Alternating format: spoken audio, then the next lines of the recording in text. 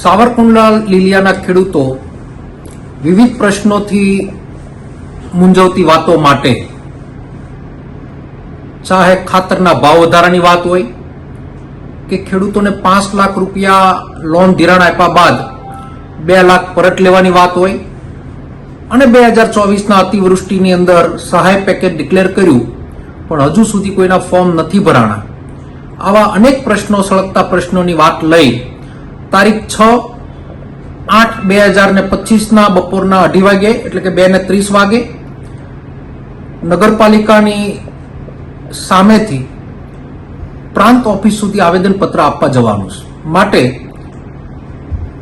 આ વિસ્તારના બધા જ ખેડૂતોને હું વિનંતી કરું છું કે ખૂબ જ કામની સિઝન હોવાનું માનું છું, પણ તમારા જીવનનો 2-3 કલાકનો સમય એક ખેડૂતની વાતને ઉજાગર કરશે તો આપને હાથ જોડીને વિનંતી કરું છું કે આપ બધા મોટી સંખ્યામાં પધારો તેવી નમ્ર અપીલ કરું છું. ધન્યવાદ.